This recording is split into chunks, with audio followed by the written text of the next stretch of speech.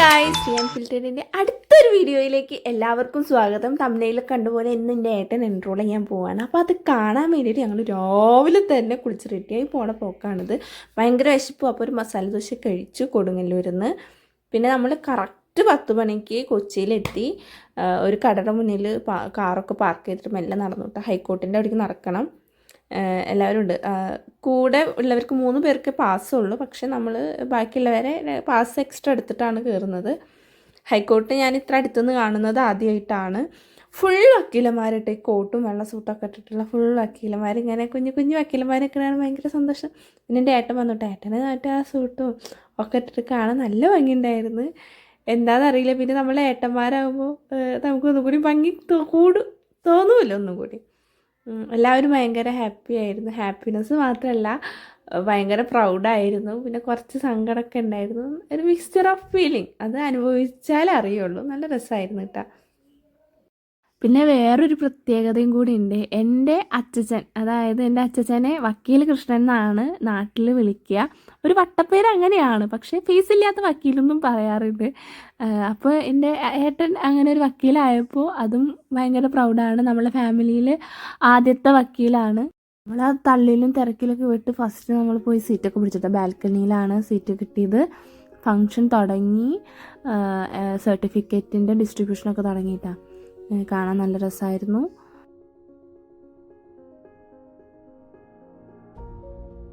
അപ്പോൾ കേരളത്തിലുള്ള എല്ലാ ലോ പഠിക്കുന്ന എല്ലാ സ്റ്റുഡൻസിനും ഹൈക്കോർട്ട് വെച്ചിട്ടായിരിക്കും എൻറോൾമെൻറ്റ് ഉണ്ടായിരിക്കുക.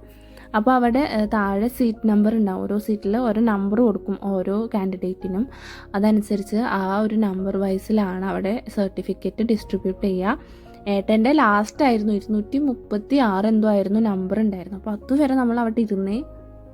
പിന്നെ എല്ലാവരും ഈ വെള്ളക്കോട്ട് ഇട്ടുകൊണ്ട് ഏട്ടനെ കാണാൻ ഭയങ്കര ബുദ്ധിമുട്ടായിരുന്നു. പിന്നെ ഏട്ടൻ ഉണ്ട് അവിടെ ഇങ്ങനെ വരിയിൽ നിൽക്കണ കണ്ടു. Sreehari TS is enrolled.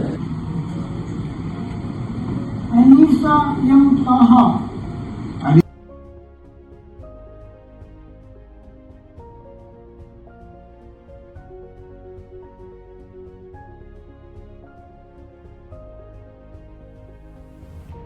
ഏട്ടൻ്റെ പേര് വിളിച്ചപ്പോൾ എനിക്ക് ഭയങ്കര ഗൂസ് ബമ്പൊക്കെ വന്നിട്ട് ഭയങ്കര എന്താ പറയുക, ഭയങ്കര അഭിമാനം തോന്നിപ്പോയി.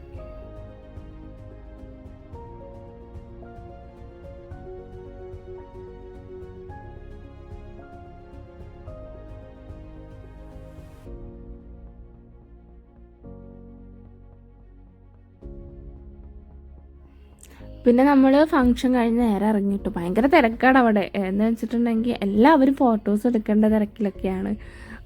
ഫസ്റ്റ് ഇരിക്കുക ഏട്ടൻ്റെ കൂടെ ഫോട്ടോ എടുക്കണം. അതുകൊണ്ട് തന്നെ ഏട്ടനെ അവിടെ നിർത്തിച്ച് ഞാനൊരു സെൽഫി അങ്ങോട്ട് എടുത്ത്. ആ സെൽഫിയാണ് ഇപ്പോൾ ഇങ്ങനെ ഈ കാണുന്നത്. എങ്ങനെയുണ്ട് ഗൈസ്? അടിപൊളിയല്ലേ?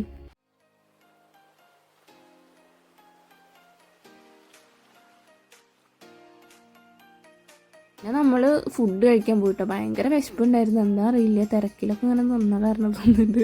എന്നിട്ട് നമ്മൾ മന്തിയൊക്കെ വാങ്ങി അങ്ങനെ വെയിറ്റിങ്ങിലായിരുന്നു. ഫുഡൊക്കെ വന്നു. ഫുഡൊക്കെ കഴിച്ചിട്ടാട്ടോ അവിടെ നിന്ന് ഇറങ്ങിയത്.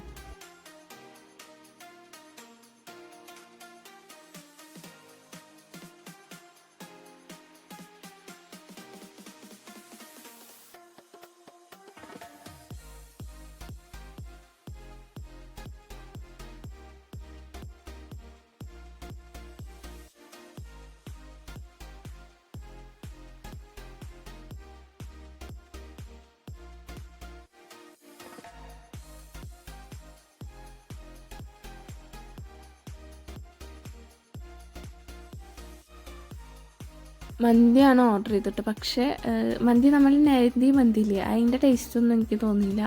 വേറൊരു ടേസ്റ്റ്, മന്തിയുടെ സാധാരണ നമ്മൾ കഴിച്ചിട്ടുള്ള മന്തിയുടെ ഒരു ടേസ്റ്റ് അല്ല, വേറൊരു ടേസ്റ്റായിരുന്നു. പക്ഷേ കുഴപ്പമുണ്ടായിരുന്നില്ല. എല്ലാവർക്കും ഇഷ്ടപ്പെട്ടു. പക്ഷേ എനിക്ക് മാത്രം അങ്ങോട്ട് ഇഷ്ടമായില്ല. എന്താണെന്നറിയില്ല. അത് കഴിഞ്ഞ് നമ്മൾ നേരെ പോയത് ഏട്ടൻ്റെ കോളേജിലേക്കാണ്. ഞാൻ ആദ്യമായിട്ടാണ് ഏട്ടൻ്റെ കോളേജിൽ കാണുന്നതും പോണതും. മഹാരാജാസിൻ്റെ ക്യാമ്പസ് കണ്ടിട്ടുണ്ട്, LLBയുടെയും കണ്ടിട്ടുണ്ട്, ബസ്സിലൊക്കെ പോകുമ്പോൾ കണ്ടിട്ടുണ്ട്. അല്ലാതെ ഞാൻ ക്യാമ്പസിൻ്റെ ഉള്ളിൽ കയറുന്നത് ആദ്യമായിട്ടാണ്. അവിടെ ഊഞ്ഞാലൊക്കെ ഉണ്ടായിരുന്നു. ഊഞ്ഞാലൊക്കെ ഓരോ വട്ടാടി. എല്ലാ ദിവസവും ക്യാമ്പസ് തുറക്കൂട്ട. 24/7 ക്യാമ്പസ് ഓപ്പണാണ്. നമുക്ക് നമ്മൾ പോകണമെന്ന് സൺഡേ ആണ് എൻറോൾമെൻറ്റ് ഡേ ആയിരുന്നത്.